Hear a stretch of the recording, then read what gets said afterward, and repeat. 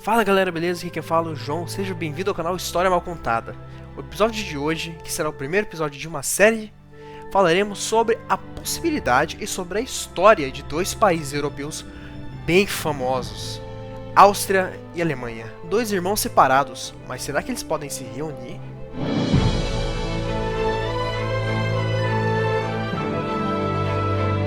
Antes de falarmos sobre a unificação desses dois países, temos que falar sobre os nossos personagens principais, Alemanha e Áustria.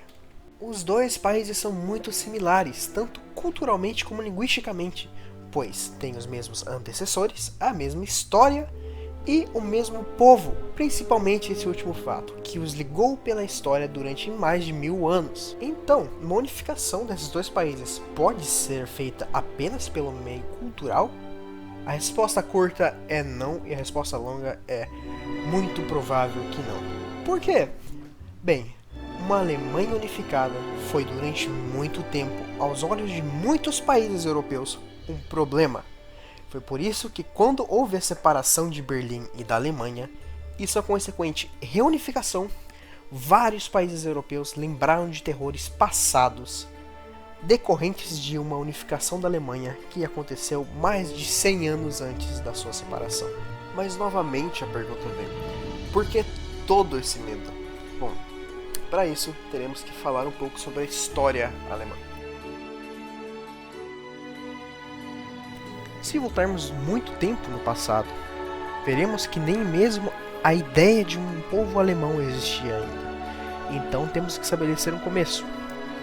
E o início da nossa história se dá no começo do reinado de Otto I, coroado imperador do Sacro Império Romano em 962, sendo este império a primeira vez que estados alemães se unem por um longo período de tempo, embaixo de uma única bandeira. Bem, pelo menos isso era o que ele se dizia ser. Na realidade, o Sacro Império Romano era uma coleção de estados e um balanço de poder muito frágil, encontrado no centro da Europa. A consequente batalha por dominância entre os estados que compunham o Sacro Império foi um dos principais motivos de sua dissolução. Bem, isso em Napoleão. Dentre os estados que faziam parte do Sacro Império Romano, temos que destacar Áustria e Prússia, e sua rivalidade, algo que definiria a história não só da Europa, mas do mundo pelos séculos a vir. Gott erhalte Franz die... Peraí. Vocês perceberam uma coisa? O hino do Império da Áustria é muito parecido com o hino alemão. Kaiser, unseren guten Kaiser Franz. Interessante, né? Bom, voltando à nossa programação inicial. Bom, a Áustria sempre foi um reinado muito importante dentro do Sacro Império Romano. Mas, ao longo da vida do Império, a Áustria procurou sempre crescer sua influência, o seu poder e o seu controle sobre o Sacro Império Romano em si. Foi no reinado de Rodolfo IV que a Casa Habsburgo, os dominantes sobre a Áustria, também se tornaram os imperadores do Sacro Império Romano, algo que continuaria a se repetir durante séculos e séculos. A Áustria sempre foi o país alemão que mais controlou o Sacro Império, chegando até a crescer fora das suas bordas, demonstrando mais ainda a fragilidade e a ineficiência do Sacro Império, sendo que ele não conseguia manter os seus estados controlados. Alguns deles cresciam para fora das bordas do Império e se tornavam impérios na sua própria maneira. Bom, visto tudo isso, é muito certo pensar que a Áustria seria o grande poder da Europa, não é? Bom, ela seria, se não fosse duas coisas.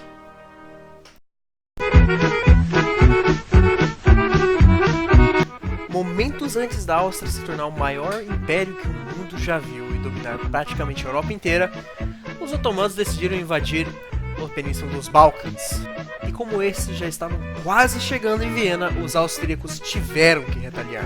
Então, 2 séculos de guerra com os otomanos preveniram os austríacos de se tornarem o maior império que a Europa já tinha visto, e deram lugar para outro país europeu, também alemão, tomar o seu lugar.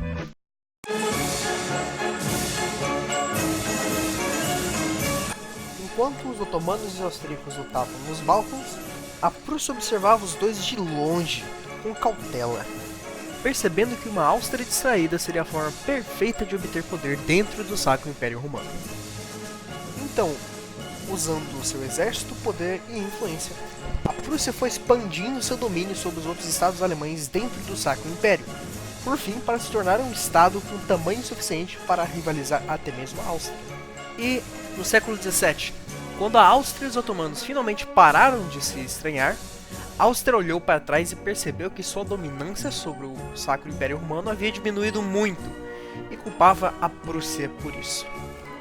Áustria e Prússia já estavam se estranhando tem um tempo.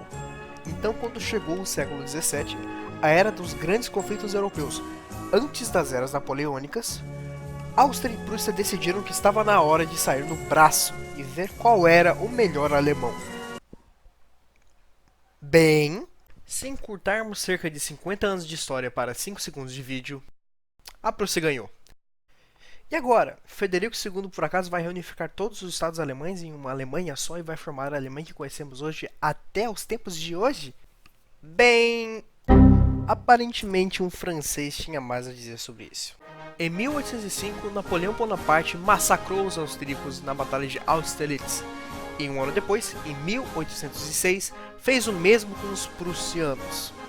Napoleão não apenas destruiu os dois impérios, como também dissolveu o Sacro Império Romano e fundou no seu lugar a Confederação do Reno.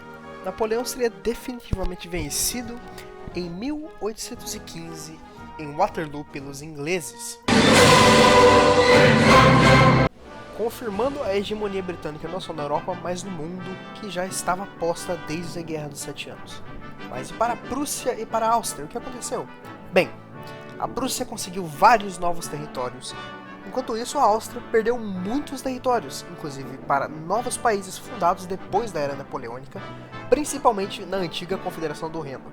Mesmo assim, Prússia e Áustria continuariam a se estranhar, até mesmo entrando em guerra, uma guerra que a Prússia venceu. A Áustria, por fim, caiu de frente com seu império que foi construído há tantos anos atrás, usando a força bruta, e percebeu que as terras que ela tinha juntado eram impossíveis de controlar sem o apoio do Sacro Império Romano. Enquanto isso, a Prússia fundou a Confederação da Alemanha do Norte, que era praticamente um proto-Alemanha.